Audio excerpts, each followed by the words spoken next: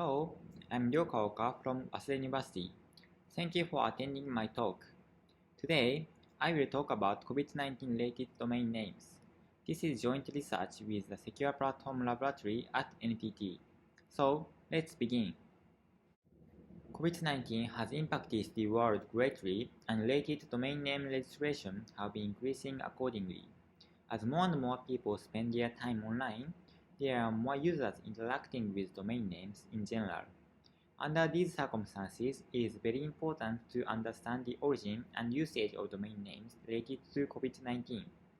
To this end, we have conducted a survey on newly registered domain names related to COVID-19 called COVID-19 DOMs for short, to analyze the impact of COVID-19 on people from the perspective of domain name registration and to clarify the actual registration status and usage of COVID-19 DOMs. We conducted 3 investigations on approximately 165,000 new domain names registered between the end of December 2019 and the end of September 2020. We first found the peak of domain name registration was 1 month ahead of the pandemic. Secondly, we also found about 70% of the domain names were actually related to COVID-19. Finally, we found that about 3.5% of the domain names were detected to be malicious. Given the reality of the situation, issue must be addressed with caution. From here, I will explain how we collected our data. Then, I will show the analysis procedure and the results. So, let's move to the data collection method. I will show the method of domain name collection and website collection. As for we collected domain names, first, from a large domain name database, we extracted domain names which contain COVID or corona as substrings. Then, extracting domains which created after 2019 December 27th using freeze information, about 166,000 domain names were obtained. As for we collected website, for about 166,000 domain names which we obtained from the previous results, first we check the existence of DNSA record and then access HTTP and HTTPS and collect screenshot and other metadata by using Google Chrome. As a result, about 75,000 screenshots were obtained. We used this 166,000 data and 75,000 data for our analysis. From here, I would like to explain how we analyze the data. This figure shows the overview of the analysis procedure. First, we conducted a time series analysis of the 165,000 data by combining them with WHO data. Then, we sampled 10,000 data from the 75,000 data with screenshot and classified them by their usage. Finally, we scanned the same 10,000 data using RealsTotal. Now, I would like to explain each analysis procedures. First, about time series analysis. Here, we compare the daily number of COVID-19 cases and domain name registration to analyze the impact of COVID-19 on people from the perspective of domain name registration. Domain names were compared separately for GTLDs and CTLDs. For CTLDs, we considered their corresponding countries as well.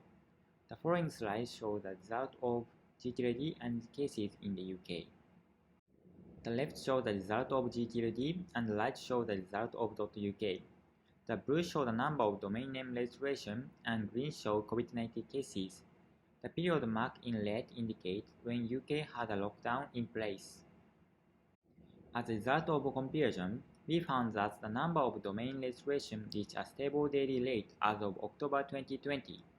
We also found that domain registration increased rapidly when COVID-19 spread in April, and domain registration peaked at about a month ahead of the pandemic.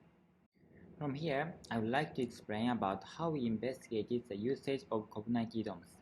We investigated the usage of COVID-19 DOMs based on their screenshots.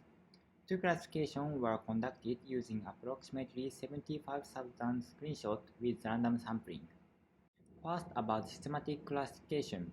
After sampling 10,000 data from 75,000 data, we systematically classify them based on whether or not they show some content. As a result, we found that about 40% showed valid content. We will now take a closer look at the 40% that show valid content. Next, I would like to talk about manual classification. To clarify the usage of COVID-19 DOMs, 3 research participants manually sorted through 1,000 websites, randomly sampled from 4,188 instances of data. Categories to sort the website in were predefined and shared among the research participants. Each website were categorized by majority vote, and websites where participants could not reach an agreement were marked as unknown. Also, we developed an original GUI to speed up the classification process. This table shows the classification results. About 70% of the screenshots, which is categorized as above 5, were actually related to COVID-19, while the other 30% were not related to COVID-19 or unknown. Finally, I would like to talk about malicious domain detection. Here we scan the same 10,000 domain names used in the first stage of the usage investigation with VirusTotal, which is an online testing service to examine malicious activity with COVID-19 DOMs. In VirusTotal, scanning is done with about 70 antivirus engines. To increase the accuracy, we narrowed down detection to cases where 2 or more engines detected a domain as malicious. As a result, there were 357 detections, which mean approximately 3.5% of the sampled data, suggesting that there are approximately 5,000 malicious domains in the entire dataset. We aggregated the detected categories for 357 cases by majority vote. Most were classified as phishing sites, but we can see that there are also a certain number of malicious and malware sites. So finally, conclude my presentation. In this research, we analyzed about 165,000 COVID-19 DOMs and clarified 3 findings as I mentioned at the beginning of this presentation. Since COVID-19 DOMs is registered by various people to benefit society, it is difficult to classify useful or malicious with the conventional brand ownership-based approach. Also, about half of them haven't been used yet, so cautious monitoring is required. Finally, as a message for security researchers, since it is difficult to distinguish domains in COVID-19 DOMs, it is necessary to consider a mechanism that does not interfere with benign sites that provide useful information. And as a message for everyone, since various people have registered COVID-19 DOMs to spread information, it will be good practice to refer to official websites for reliable information. That's all for my presentation. We have published the tools and data referred to this talk here. Please also feel free to contact us. Thank you for listening.